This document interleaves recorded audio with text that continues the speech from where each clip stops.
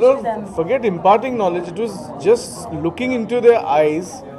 I mean, the eyes are shining bright, yeah. And they are watching films. I mean, I would have loved to be in their shoes. I had to kind of explore and implore and भीख मांग मांग कर मैंने मैं तो squatter था film institute में 12 साल I have been a squatter I have been an illicit child of cinema for 12 years. I've just stood there, said, "Bhai, mujhe roll do 30 rupees a day because I want to see the evening film and the night film, and I want to feel the spirits of the this film institute is a fabulously spirited place. It has the spirit of Ritvik Ghatak, it has the spirit of Vishnupant Damle, it has the spirit of Shantaram, it has the spirit of Fathelal. So these spirits are real. I'm not talking like one of your Sansanis. Huh? I'm talking about the spirit of cinema. Are trying to make a very, very pure attempt with their language and understanding. The syntax is just 113 years old there. Cinema is in infant stage. Grammar is developing. There's so much excitement. So in a way, I would imagine that let everybody first lap it like a good dish and not treat it like a tasting responsibility. So if it doesn't remain a responsibility, then they can experience the film. Let the hand not come before the brain, because the hand, if you keep watching your hand with the pen in it, then you might forget, you might miss the moment. And it goes for the biggest of the big, because the biggest of the big create it in their own head that I am the biggest of the big. To each his own, but somewhere the experience is very important. And I'm not talking from a lobby of filmmakers, okay, listen bhai, beat it softly on our heads. No, I'm nobody's lawyer. I'm saying first experience it. So if it's rubbish, then you spit it out.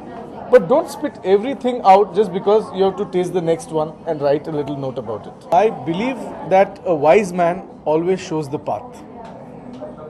There have been times when the emperor has been not told that he was not wearing any clothes.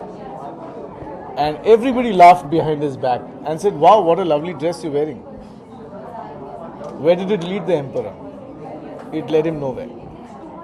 If you're talking about spiritual growth, spiritual in the spirit of cinema only, I'm not saying you have to leave it all and go to the Himalayas, but if there is some growth in cinema, then it will always be wise on the part of the filmmaker to have his ears keenly to the ground and listen to the wise man who's watching his films and giving him nasihat for free, because free advice comes very dearly. Actually, it's the most expensive advice because people don't take it.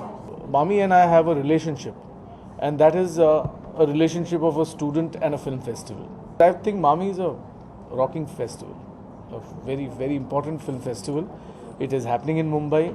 It has always happened in Mumbai, and it will finally translate into an important thing, because the practitioners of cinema, the industry, I wouldn't use the word Bollywood, but the Mumbai film industry has always got that one little corner now to go to once a year and check out a film in a theatre.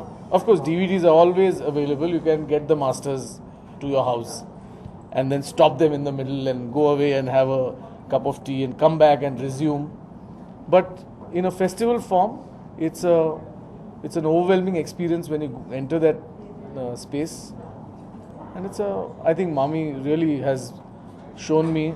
It was a Korean film called A Single Spark, which really sparked me off about 9 years ago. So much that I watched it about 3 times. Then there was Vera Chitilova's Traps, which I think every world citizen should see. Vera Chittilova is the grand old lady of Czech cinema, and she's made fabulous films. And Traps and A Single Spark actually pushed me into wanting to come out with cinema myself. Otherwise, I was painting at that time.